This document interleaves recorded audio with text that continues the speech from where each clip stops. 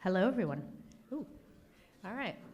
Zeyneb Magavi from HEET, and I have the honor of moderating this panel called Catching Up on IRA Implementation. And it was conceived as, last year we got the IRA and got a historic win for tax credits, investor tax credits, and many other benefits. And now a year later, where are we? So today we're going to catch up. We have 4 panelists. The first one, Ryan Dougherty of GeoExchange organization, is going to give us a little history and bring us to now. The second one, Jacob Goldman of Energy Tax Savers, is going to describe where they are at with advising their clients. And then we have John Thomas of Water Furnace International, and he will share an industry perspective and on supply chain and domestic content. And then we have Laura Giel of NYSERDA, who is going to update us on the home energy rebate program. And they will all tell you this in much greater detail, but I will just leave you briefly with one phrase that came out of our conversations, and that is that where we are generally at the high level is the work of winning. So it was a historic win, and there are so many things that are currently working well, and then there are a whole bunch of things we need to work on. And this stage we are at is both, we're going to share both the things we need to work on, the challenges, the uncertainty, as well as, wow, we have come a long way and we really had a big win for the industry. So I'm going to leave it there and spend most of the time on the panelists and with your Q&A at the end. So I'm going to turn it over to Ryan Dougherty of GeoExchange organization. Yep. Thanks. Oh, you got it? Yeah. Okay, thanks. Thank you, Zeyneb. Really appreciate it. It's great to be back in Albany at the New York GEO conference. I'm Ryan Dougherty with GeoExchange. We're a nonprofit trade group representing the geothermal heat pump industry on matters of public policy, outreach, and advocacy. Our primary focus has been historically on federal policy, but during the lunch hour, I'll talk a little bit how we're broadening our approach to focus on state policy and utility policy as well. But let's talk about the IRA. This was a pretty momentous occasion. This was over 19 months ago, I believe, in August of 2022. And I certainly celebrated. I was very excited. No one knew this was going to happen. It was, remember the roller coaster of the reconciliation process and the ups and downs? This is a bill that died several deaths before it was resuscitated and then pushed through Congress very, very quickly. Little did I know the work that would be involved on the back end. I think I was celebrating prematurely because, as Zeyneb mentioned, there's a lot of work in winning. So I'm going to breeze very quickly through some of the key provisions in the law. I think most people, if you're in this industry or involved in the clean energy space, you're already aware of these. On the residential side, there's pretty much a continuation of the existing tax credits, the residential clean energy credits in Section 25D of the Revenue Code. It gives us a lot of certainty. We've got over a decade of tax credits for homeowners. Some new credits for our friends in the air source industry as well in Section 25C. There's a whole suite of sort of homeowner-oriented credits and incentives. Laura's going to talk about the rebate programs that are coming down the pike and it being implemented in various stages through state energy offices. You're going to be able to stack those with the residential credits. A lot of them are targeted at low and moderate income families, and it remains to be seen how those will play out within the states. On the commercial side, and this is where a lot of attention is being focused, we're now at 30%. Up until the IRA, we had always been at a 10% credit, and as somebody who routinely goes to Capitol Hill and engages with our elected officials, we were decrying the inequity in the tax code, and that's something that resonated with members on both sides of the aisle. Congress doesn't like to be in the habit of picking winners and losers, but that's what they, in effect, had done. We finally got our language, our parity language, into the IRA, and now we have a real unprecedented opportunity in the Section 48 credits.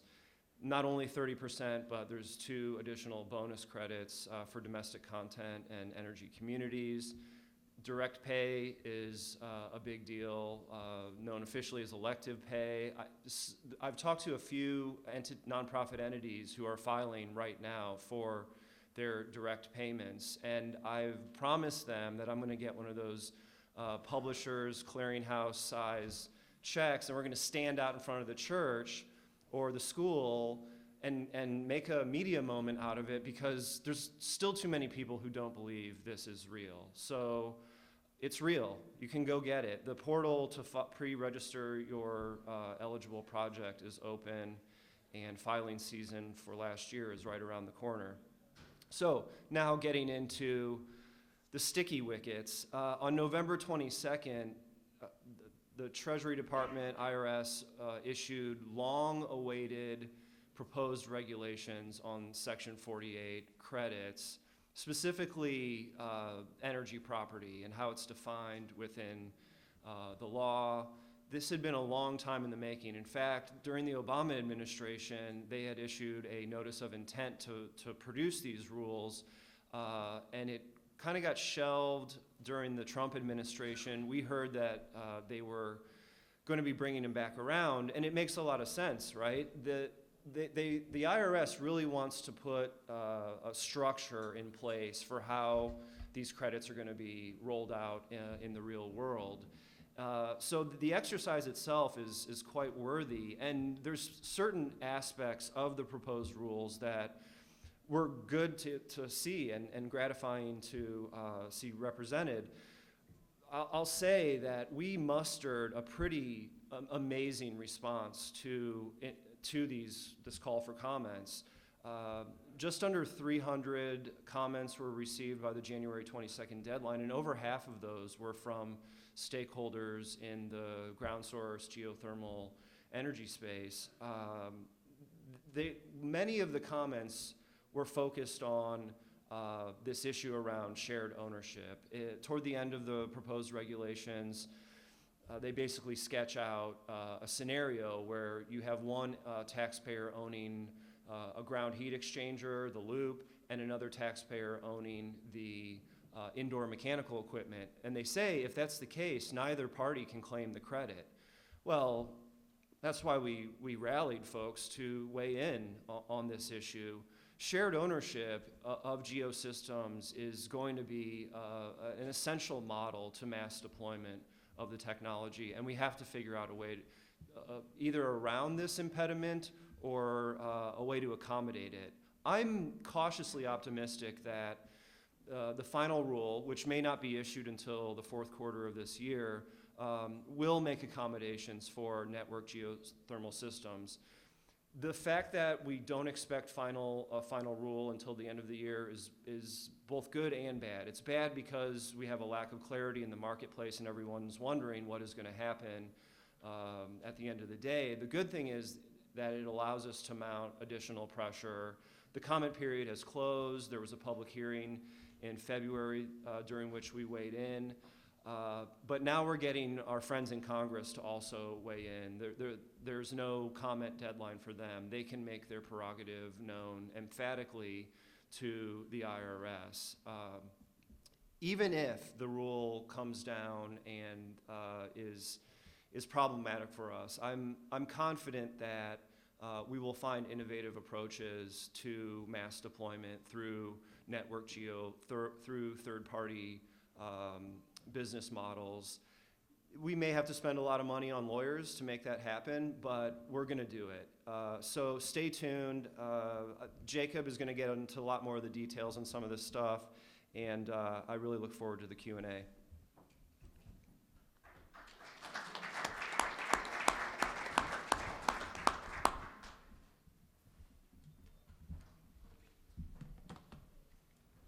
Everybody take out your phones.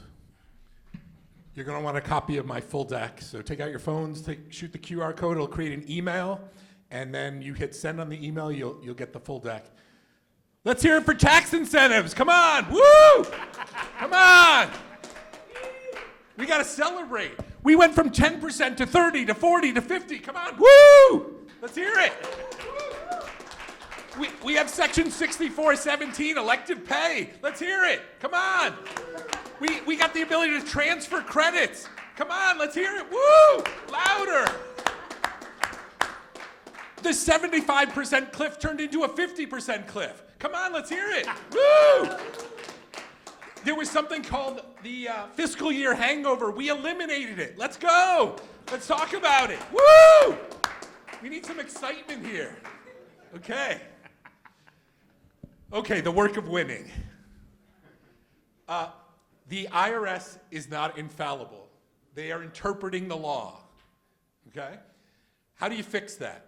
Well, those comments that Ryan was talking about, those comments might change the regulations. That's one way to fix it. Hopefully we fix it that way.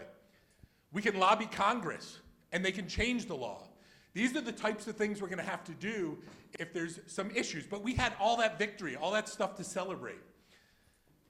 You can take a reasonable tax position against the IRS, and you can fight it out. Most tax law comes from case law. So you do something that is reasonable, that IRS interprets it differently, but you do something reasonable, you can fight it out. And you can win in audit, you can win in appeals, you can win in tax court. That's how tax law evolves. So there are things, IRS is not infallible. Everything that they write is not necessarily true. So you can fight it if you want. So that's another way. So we could go to Congress, the comment period could fix things, or you can fight it out in audit, appeals, and tax court. Those are the ways to move forward on any tax legislation. So what are the unresolved items? Dual ownership, Ryan mentioned that.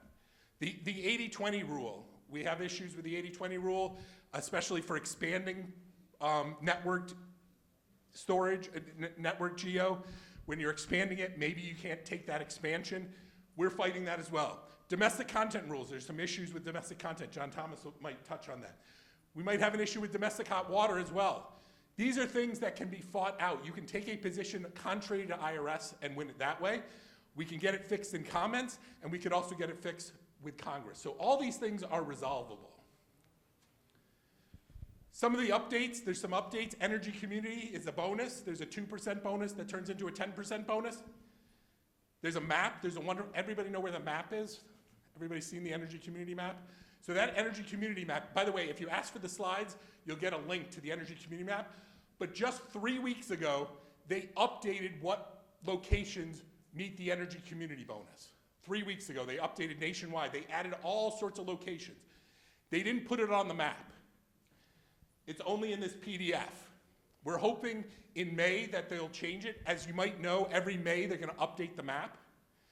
So that means if you're in one of the types of energy communities that could change, you want to start your project in April. You're going to want to start your project in April because that area could drop off from being an energy community, or another area could increase to be an energy community. Every May, they'll be updating it. But for example, here in New York State, right around Binghamton, Broome and Tioga counties were added to the energy community map. It's not on the actual map, it's just in this PDF that lists Broome and Tioga County. So if you're doing a project there, you are in an energy community. They updated it 3 weeks ago. This is the map for New York State. The orange and tan areas, that's where there was a coal mine or coal-fired plant that was closed, and the tan areas is the adjacent census tracts. If you're in any of those areas, you get this bonus. You get the 2% bonus, you get the 10% bonus. The purple areas, or the bluish purple areas, those are the areas that will change. Those are based on 0.17% of employment coming from coal, oil, and natural gas, and that same area has higher than average unemployment. Unemployment changes every month. Unemployment changes every month. They're going to look at it for a year every May. So that bluish purple area, if you have a project about to start, you want to start it here in April, because come May, if employment changed, that could stop being purple. And start of construction is how you define whether you qualify for that energy community or not. Start of construction. So you're going to want to start your projects if you ever in purple. The orange and tan, those are permanent for the entire legislation all the way out to the 2030s. But the purple is going to turn on and off every May. Prevailing wage and apprenticeship. The prevailing wage that is required to get the 6% to go to 30% for your projects that are bigger than 284 tons. So if you have a project bigger than 284 tons, the only way to change your credit from 6% to 30% is by meeting both a prevailing wage requirement and an apprenticeship requirement. You have to meet both of them, okay? How do you meet it? You have to beat the federal prevailing wage. If you meet your state wage, that's great, but sometimes the state wage is below the federal wage. We just had an example in Connecticut where they were paying $1 an hour less to meet the state rate, and so now they have a $5,000 per employee penalty because they didn't meet the federal rate, and they want the higher credit. Now, the credit happened to be $200,000, the penalty was $35,000, so they were still happy, but it would have been better if they paid that $1 extra an hour, and they would have had a higher credit. You need records. You need something typically like certified payroll. If you're doing certified payroll, that's the gold standard of records in order to prove that you meet the prevailing wage requirement. So certified payroll is what you're going to want. You can look up the prevailing wage for any county in the country at www.sam.gov. So you can go to that website and you can look up what the federal prevailing wage is for drillers, the federal wage for pipe fitters, the federal wage for electricians, for general laborers. You can look up each one of those to find out what the prevailing wage that you have to meet to meet this requirement of prevailing wage. But there is also an apprenticeship requirement. You have to meet both. The current apprenticeship requirement has a floor and it has a ceiling. The floor is 15% of total labor hours have to come from apprentices. For every contractor or subcontractor that has 4 or more employees, there has to be at least 1 apprentice. Every subcontractor, every contractor that has 4 or more employees, at least one of them has to be an apprentice. Those are the floor. The ceiling is the apprentice to journey worker ratio. They don't want a bunch of apprentices running around unsupervised. They want an appropriate amount of supervision from journey workers. That has to be met every day on the project, every single day. That ratio is governed by the state and governed by the registered apprenticeship program where you get your apprentice, okay? So that is different state by state by state. There's some states where it's just 1-to-1, 1 journey worker for every apprentice. There's other states where the electricians have a ratio, the pipe fitters have a different ratio. It depends on what state you're in to know what's governed for that apprentice to journey worker ratio, but that's the ceiling. You have to have that on a daily basis to meet the apprenticeship requirement. There's something called the good faith effort exception. In order to meet the exception, you have to follow all these rules. So first of all, you can't just ask for an apprentice from any registered apprenticeship program. The apprenticeship program must have as a usual and customary business practice of entering into agreements with employers. So there are apprenticeship programs that are just siloed into like an electrician's company. They just use their own apprentices. They don't loan their apprentices out. If you ask them for an apprentice, the fact that you got a rejection from them would not meet the good faith effort exception. You have to ask from a registered apprenticeship program that has a usual and customary business practice of entering into those agreements. When you ask for your apprentice, you have to include all those bullet items, including the statement at the bottom. You have to include all those items in your request. And then if the program has certain specifications and guidelines that you refuse to meet, then you don't meet the requirement for good faith effort exception. You have to meet all their requirements first, and then they have to say, we can't give you an apprentice. That's when you meet the good faith effort, and then every 120 days, you have to do it again. Every 120 days, you have a pass for 120 days, then you have to do it again every 120 days. If you want a copy of the slides, it's the QR code on the right. You're going to want a copy of the slides, take a shot of that QR code on the right. I'm going to hand it over. We're going to open it up to questions at the end. But if you need any assistance, don't hesitate to reach out. Glad to help.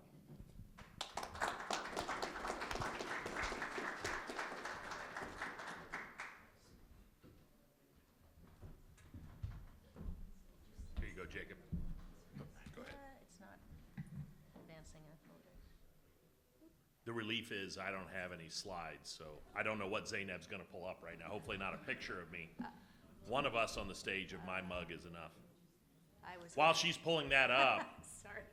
I just want to say I've seen something unprecedented here is anybody that can get up and roust a crowd and use the words IRS and woo in the same sentence and get an applause, that is amazing. So note to self, don't ever follow Jacob Goldman on a panel like this.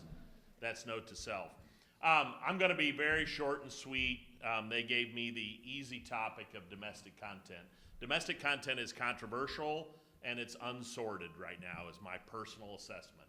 And that's kind of the position that Water Furnace is taking. I will put the disclaimer in here at the advice of my counsel. I am not a tax advisor or tax consultant, and neither is Water Furnace. And I say that with a little bit of tongue in cheek, but as Jacob explained, tax law many times is not established in terms of the final interpretation by the IRS or the Department of Treasury. A lot of times it's determined in the courts by taxpayers like yourselves and or your clients that actually challenge the interpretation and, what was the term you used, Jacob? Practical? Yeah. Interpretation that has credibility, that can set a precedent and actually change it. So there's a lot of options for us. Right now on domestic content, I'll explain what we're waiting for. And Ryan will keep me honest, I think it was November of last year, Department of Treasury came out with their statement that said they're reevaluating domestic content. So in November of last year, because of the churn that was created, and this isn't just for geothermal HVAC. It's not just for us. It's solar, small wind, it's a whole family of renewable energy technology and solutions that fall under the energy property code of tax incentives that are caught up in this domestic content. I'll tell you what my view of the problem is. My view of the problem, there's been domestic content references and practices established by the federal government for decades. And I'll come back to that in a second. What was proposed in this IRA was a very complex, transparent math exercise of full transparency of cost. And you say, well, John, why are you afraid to share your cost? Well, it's not just the manufacturer. So how many mechanical contractors do we have in the room? Just to try to understand the audience. Okay. How many engineering design firms, MEP firms? Okay. And how many distributors and or manufacturers reps do we have in the room? Okay. You all get to be part of the domestic content math calculation. So the way it's structured, the way we're interpreting it from the Department of Treasury's guidance, you have to have full transparency starting with the manufacturer of the equipment and then all other steps in the channel and all other contributed material all the way to the building owner. And it's a weighted assessment, and so you have to have full transparency of all costs. And obviously, the building owner is going to understand all costs and then what their purchase price actually was for the installed equipment. There is no other domestic content credit that requires that kind of transparency, and we feel it's impractical. We feel like the industry is not going to engage, I would say, in a comprehensive way to engage in that kind of a math exercise all the way up through the channel. You're talking about 2 or 3 steps of changes of ownership on a piece of equipment to get all the way to the building owner. And this is the way the channel is structured. So that's the headache part of this, and certainly we are waiting for Treasury to come out with their revisions of what they said they would do in November, and then the question is, what do we do in the meantime? We're kind of in a hangover period of what do we do in the meantime? For Water Furnace, and other manufacturers may take different approaches.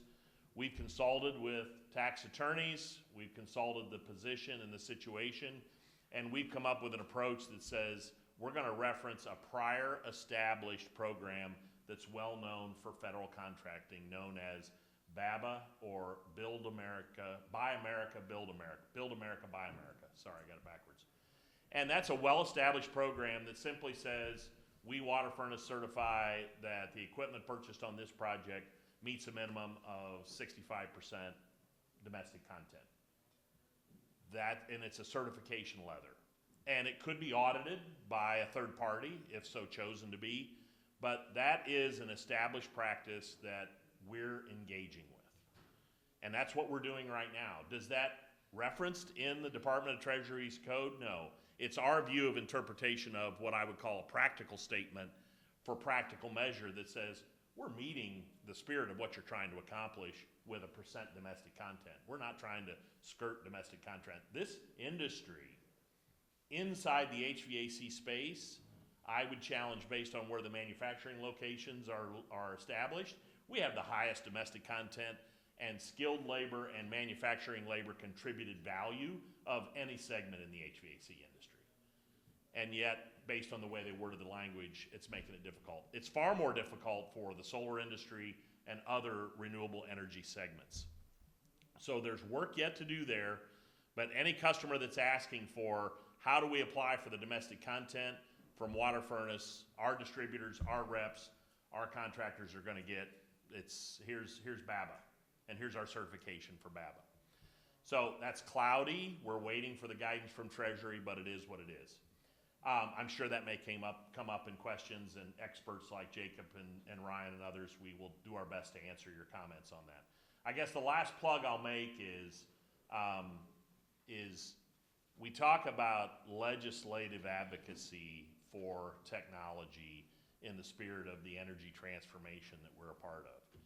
If you're not from the state of New York, I would just comment two things. The IRA and what we achieved in the IRA. It seems like a daunting task. It is. Ryan said it has its ups and downs. It's literally implemented. Grassroots advocacy with legislatures works. It's literally implemented with 20 people rotating 12 at a time and all the work that Ryan does every day, but we go to DC about 5 times a year. And it's business owners like yourselves getting engaged that legislatures listen to. You're the one hiring the people, driving the economy, and hiring and developing high-skilled labor, which is fundamentally a part of the energy transformation. And it's the same at the state level. For those of you that are here from out of state saying, how would I ever replicate anything like NY-GEO? Talk to Bill Nowak. He started this whole party 10 years ago, and it literally starts with 3 to 5 business owners that are passionate about we need to make a change in our state on how they're viewing GEO as part of the renewable energy portfolio. And just yesterday, Brian and I were celebrating last night with a few other folks. State of Virginia just got their geothermal renewable energy credit legislation signed by the governor in the state of Virginia. And that's not the only other state besides New York that has incentives. It's just the latest one that's occurred. So if you're out of state and you've got 3 to 5 people and you say my state should be doing more on the energy transformation and decarbonization, get 3 to 5 of your colleagues together and figure out how to put a state organization together for GEO. Thank you.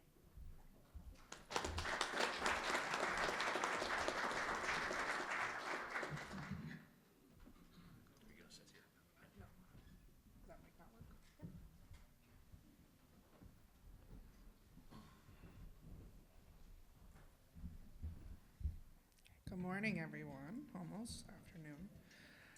So I'm going to talk about the Inflation Reduction Act, the component of that, the Home Energy Rebate Program. I'll talk broadly a bit about what that is, and then I'll dive into New York State and where we are with the implementation of that. My name's Laura Giel. I'm Assistant Director of NYSERDA's Single Family Residential Program, but we are working across the board with our multifamily team at NYSERDA, as well as our products team for retail component of this. So I'll touch briefly on those as well. Contact information, you'll get the slides if you want to talk about the IRA at all or provide any comments or feedback is on this slide. I'll do this, I guess. Okay, so what's the Home Energy Rebate Program? The Inflation Reduction Act of 2022 included 2 provisions that collectively make up the Home Energy Rebate Program. The first is section 50121. This is the Home Efficiency Rebate Program, or we refer to it as HER. And this is based on the energy savings of a project. It's not specific technologies that can be included, it's everything. So I'll go into a slide shortly. Based on certain energy savings, which can be modeled or measured, there's a certain incentive that can be given per dwelling unit. The second provision is section 50122, the Home Electrification and Appliance Rebate Program. This is what we refer to as HERE. This is a prescriptive-based approach, so there's certain measures and the amount that we can provide as a state energy office for those measures. The home energy rebate programs are administered through state energy offices, and in New York State, that is NYSERDA, that's the recipient. For these programs collectively, there's a total of $317.7 million that we are in the process of applying for. And the budget period is through September 30th, 2031, although I'll mention, although 317 million sounds like a big number, it's going to go much, much faster than 2031. So starting with the home efficiency rebate, or HER program, a couple eligibility requirements for that. This is for households of any income. Single family and multifamily buildings are eligible. Rebates can go to individuals or aggregators who collect customers and collect energy savings across multiple projects are eligible for this. For this, new construction projects are not eligible. And states can choose to restrict program eligibility more than this if they wish to. New York State, we're not necessarily doing that, but it is a state's option if they wanted to make it a smaller eligibility, if they want to focus on just one area, for example. I'm not going to read all of this. This is a slide that you can look at later and digest a little bit more, but this demonstrates the different incentives that are available based on the energy savings achieved and whether that's calculated through a measured or a modeled approach. So as an example, for a dwelling, for a building that has income, I'll do the highest on the right here, for a low income household under 80% AMI. If there was modeled energy savings between 20 and 34%, that home would be eligible for $4,000 per dwelling unit, up to 80% of project cost. There's a different calculation for measured savings that you'll see below. In the interest of time, I'm not going to go through all those details. For a multifamily building to be considered low income under 80% AMI, at least 50% of the dwelling units must qualify the income eligibility requirements. So moving on to here, this is the prescriptive program based on certain measures. The law specifies that this is up to 150% of area median income as opposed to HER where it's all incomes. So there's a certain amount for low income defined as 80% and under, and then an 80 to 150% range. Again, multifamily is eligible if they, for the low income range, if 50% or more meets the eligibility criteria. And those that are eligible for this incentive includes government, commercial, or non-for-profit entities that own the multifamily homes, or just private owners as well, just like single-family homes would be. Now, here can cover up to 100% of incentives for that low-income home. States are allowed under the law to decide if new construction is eligible or not. And states, like with HER, states may also choose to restrict eligibility a little bit further than that if they wish. This is a list of the requirements, the upper max that a state can allow per incentive for different measures. So I didn't get the notice before, so it doesn't say heat pump, it says geothermal up here. We're supposed to replace that at $8,000 a unit. And that can include some components that go into it as well, so controls in the home and whatnot. It's not the largest incentive, but that is what's allowed per dwelling unit. So in a multifamily building setting, that does multiply quite a bit. There's also installer incentives that are available, which is pretty unique to this. An installer can get up to $500 per dwelling unit for installing any of these measures in the home. $200 of that is if it's served within a disadvantaged community. And what we're proposing to the Department of Energy is to use New York State's definition of disadvantaged community just to be consistent with how our programs run and our goals in New York State.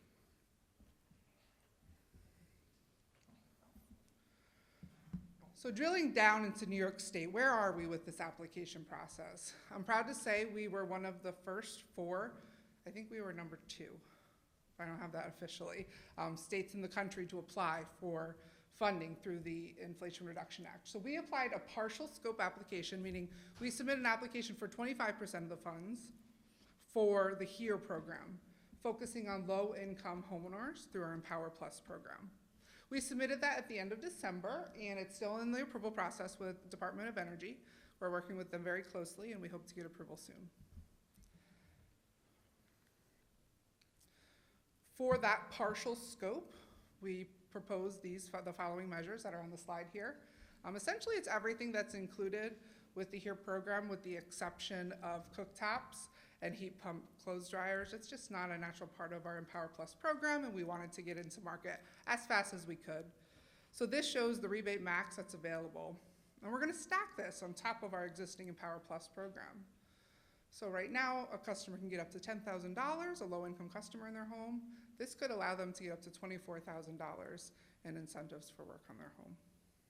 Plus, again, that installer rebate. We are working on a full scope application that we're actively working on that to be submitted soon. So a little bit of our timeline. We've been doing a lot of stakeholder engagement, thinking a lot about how we want to implement these two grants and apply for these two grants in New York State. And in Q1 was extremely busy. We were working with DOE closely on approval of our application while working with our multifamily partners and retail partners to decide how we're going to implement the full scope of that program. And now we're in Q2 of 2024. We're awaiting approval of our partial scope application. And over the next couple months, we'll be submitting our application for the remaining 75% of HEER, as well as the entire HER program. We do hope that we can be in market for the Empower Plus program by summertime, and for the rest of the offers by the end of 2024. And lastly, I just want to leave you with this slide because the theme here has been the work that comes with this amazing opportunity to get these grant funds to New York State. And these are the components that every state energy office needs to complete for each grant. And this is one of the reasons why only several states have applied so far, and they're working. There's a lot of work to be done. There's multiple application elements. We must create implementation blueprints on various components and submit to Department of Energy. Each state must create a market transformation plan. And there's a lot of different design aspects and understanding the rules and the regulations of the law and the regulations that came from DOE, putting into the application process. But we're getting there, and we're excited to be in New York State where we're leading this charge. We are on track to being the first state in the country to go live with these funds and to be in market first, and we're very excited about that and happy to have you come along with us. Thank you.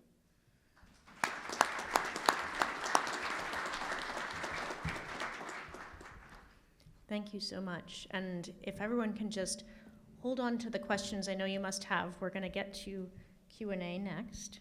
Oh, there we go.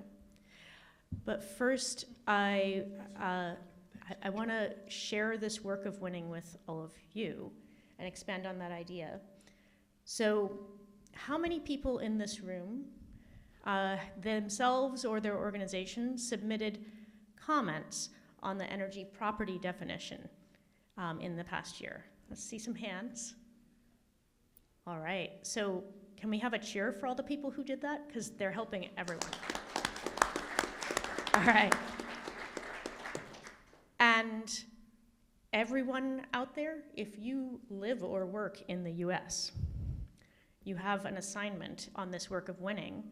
As Ryan mentioned, the legislators, the federal legislators can still comment on this issue. So every single one of you has 2 legislators, 1 representative, 1 senator. How many people here know who they are? All right, that's quite a lot. Everyone in this industry needs to know who their rep and senator is and needs to initiate a relationship. I promise you, you can go, call, email, introduce yourself, say why you care.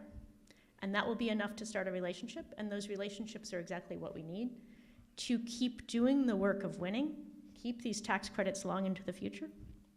So thank you.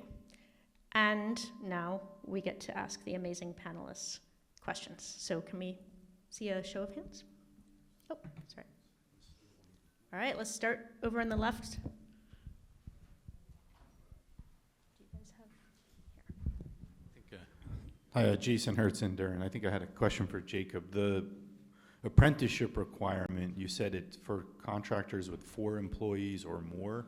If there are contractors on the site that have less than 4 employees, do they still need to meet the apprenticeship requirement?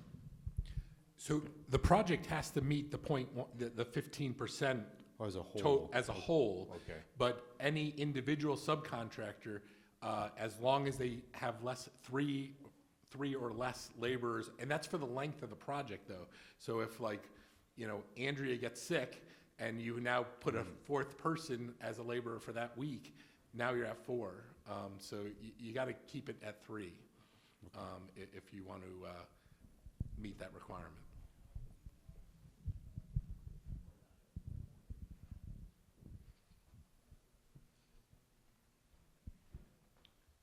Jeez, shouldn't have chose one so far back.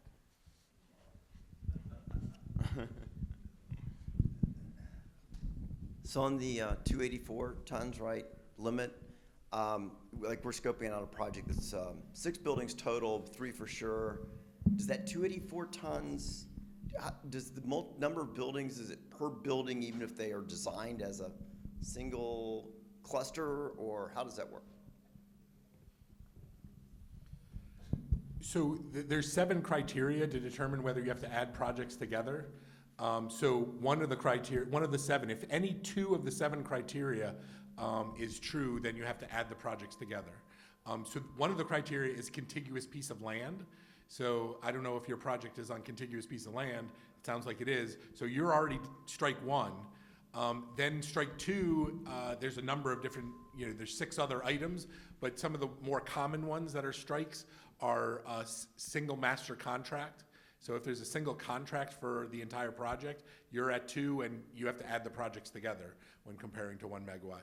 Another one is, the same financial loan. So if you're borrowing money for, together for those. So what does that mean? You can't do anything about the contiguous piece of land, but, and there's another requirement. Are you using a single permit or do you have separate permits? So if you want to avoid 2 out of 7 and you're on a contiguous piece of land, then you have to have separate contracts for each project. You have to not use the same loan funds for each project. You have to separate loans, and you have to separately permit each one of the projects. And so then you'd only have 1 strike against you instead of the 2. So there are those 7 criteria. If you ask for the slides, it's in the full slide deck, those 7 items. There are a couple other ones, but they're probably unrelated to your project. Dr. Manisha Rani Fondakaru from Soul-Led Solutions. This question is for Mr. John Thomas. Can we use tap water in your water furnace, at least in summer? If you crank up the lever on the cold side, it is pretty cold, and we need, say, a little warmer water than room temperature. Thank you. Yeah, so just to repeat the question, I think you're asking, can you have an open loop system and use groundwater as opposed to having a closed loop system in the ground? The answer to that's yes, and it's used significantly in areas like New York if the groundwater quality and the availability of water is plentiful. And there's a lot of parts of the country where those 2 criteria are met. So open loop systems mostly for residential. On a commercial scale, it takes 4 to 6 gallons per minute to operate a 4-ton system.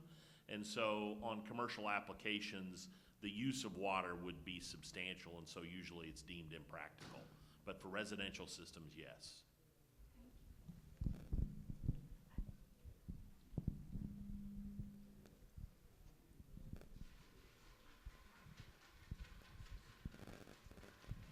Hi, Pasquale Strokir from Integral Building and Design. This question is for Jacob. If you could just talk about the 284-ton limit for the tax credit with reference to solar and other renewable sources. Yeah, unfortunately, our current interpretation is that it's not technology siloed. That, let's say you're doing on the same building, you're doing a solar project and a ground source project. Under the current rules, and our comments were hopefully to change this, you might have to add the solar KW to the ground source tonnage to compare against that 1 megawatt. So what you're going to want to do to avoid that is put off your solar project to a different tax year, keep it separate. To the extent that you can keep it separate, you can get both of the projects to qualify. We're hopeful, though, that they'll change their mind and silo it by technology.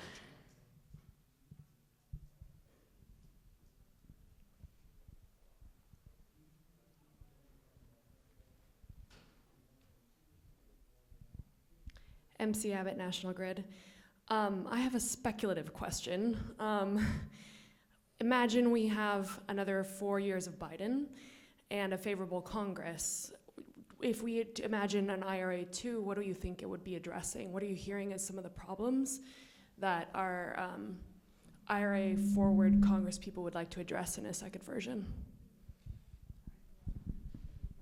I think so. This is an interesting thought experiment. It will be very, very tricky, if not impossible, to get ambitious climate legislation of the sort like the Inflation Reduction Act through a heavily divided Congress. Not to say that it's not impossible.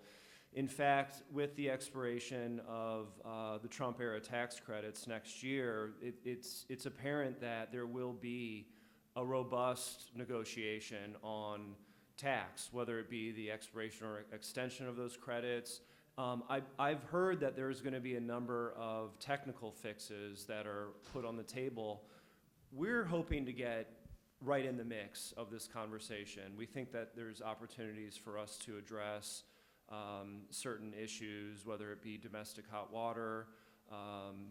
We didn't really get into that, but a number of the comments that were submitted really called on the IRS to include domestic hot water equipment in the cost basis. Right now, I wouldn't even call it a gray area. The law, if you read the letter of the law, it says equipment which uses the ground or groundwater to heat or cool a building, essentially. And you could stretch it, right? You could maybe fight that one out in tax court, but our attorney counseled us not to go to the mat on domestic hot water in our comments.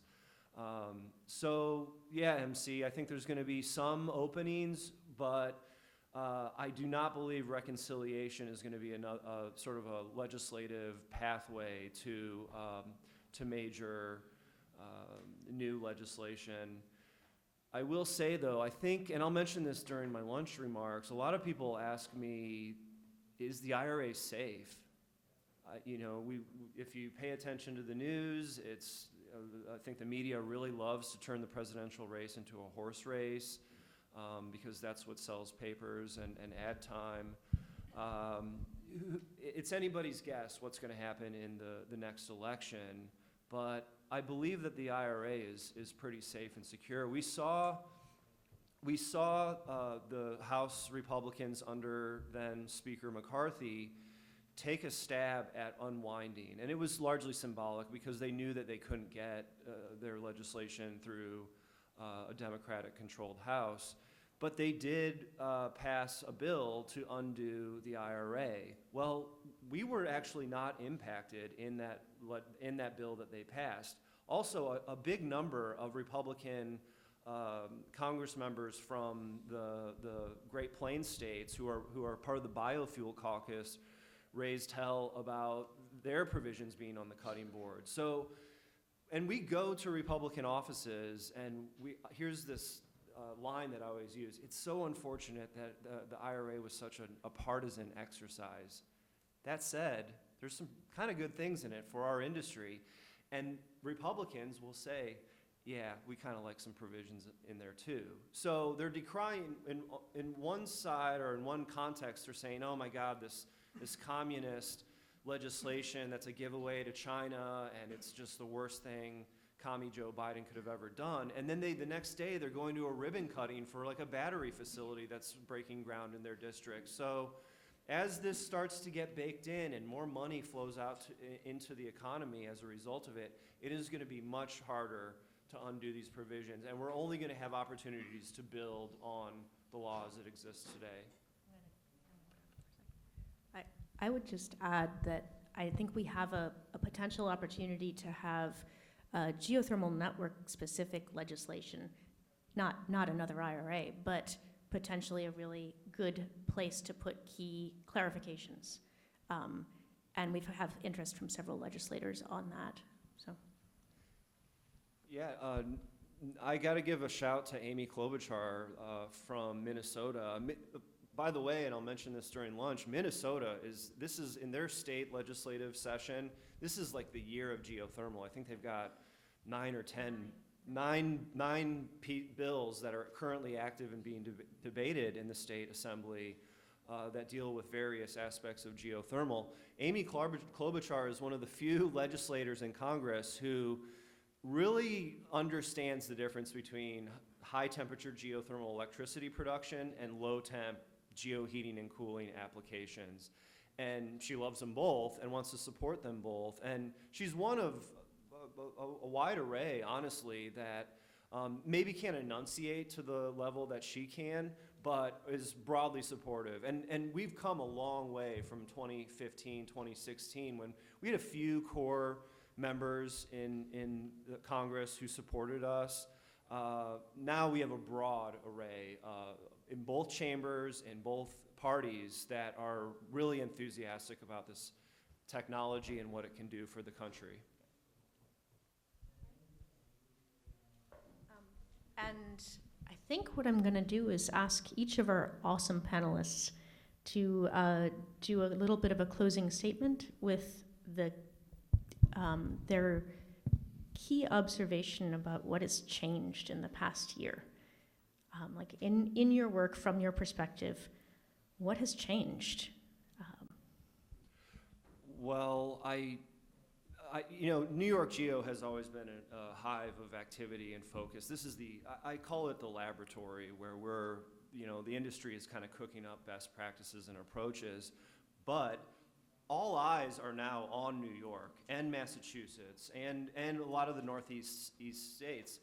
I'm very glad that finally my home state of Illinois, which tends to be a laggard, we're always like five years behind New York on prudent policy practices, we're taking this issue up. So we're seeing the domino and ripple effect of all the great work that has happened in this space.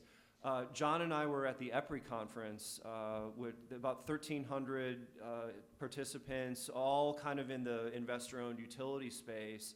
And it's a little frightening when you have the CEO of a major utility company saying, you should invest in a generator because we actually don't know where we're going to get the power to keep your lights on. That is indicative of the stark choice or the issues that we're going to be facing in our brave new electrified future. There's a growing realization, and I know Alexis McKittrick from DOE is going to speak during the lunch hour, and I'm sure she'll pay note to the groundbreaking, pun intended, GEO report that came out of DOE in December of last year.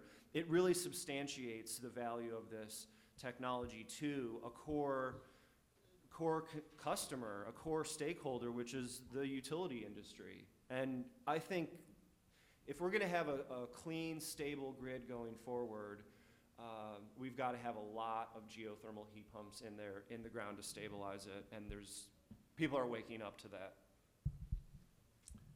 So for us, the big change is we've actually been able to file. We've actually been able to pre-file for these incentives. In the next couple of weeks, we're going to do our first filings, and then hopefully we'll have some big check ceremonies, later this summer. So we're hopeful that we're going to have a nice big check ceremony showing where, this elective pay actually works. So that's what's coming up in the next couple months. Yeah, I would just try to comment, in the last year, there's a lot going on. I would say in order to decarb and restructure 100 years of energy infrastructure is what the task is at hand. In order to do that effectively, you need both residential and commercial buildings and building owners engaged. And in the last year on the commercial side with the extra incentive with the IRA, we're seeing that. And I've only been in the industry for 7 years. Folks that have been in the industry for 30 years plus, we've never seen the level of interest from the commercial designers, the architects, the developers, and the building owners. We've never seen this level of interest in ground source heat pumps and geothermal HVAC technology. And so that's very encouraging. I would say from my own personal experience, I'm sorry to say I've been chasing sales and marketing activity and technologies in multiple industries related to energy, the electric motor and the power gen industry, and now HVAC for 35 years. I've not seen a trend that has moved as quickly as thermal energy networks, and that topic of discussion as a transformational type opportunity, if designed properly and applied properly, I've not seen anything move quicker than that. And so that's definitely something that continues to build momentum. And I'll speak specific to NYSERDA's work with the home energy rebates, and it's a similar answer though. It's moving quickly. In the past 12 months, we went from replying to an RFI from DOE, all the states, you know, what do you think about this, to waiting for guidance to come out, that coming out, to developing over 100 pages of documentation to submit to DOE for our application. Approval of that application's pending, and we're already starting to plan our trainings and getting live into the market for these low-income customers from New York State that can apply for these incentives in a 12-month period. And it's exciting to see it move that quickly at this point. Thank you so much. And I hope you all learned something today and got stuff to take away, but also, of course, you're now part of the work of winning, and we have a lot ahead of us. I think, how many people feel like everything is just moving faster and faster? And as our panelists said, yeah. Absolutely. And just in the 2 week, to John Thomas's point, just in the past 2 weeks, legislation was signed by the governor in Washington state permissioning thermal energy networks for gas utilities to build them, geothermal networks. And the Maryland has passed the House and Senate and waiting for the governor's signature. That's fast change. And we need all of you to do your part and develop those relationships so that we have a lot of leverage and voice to keep driving change. Thank you so much.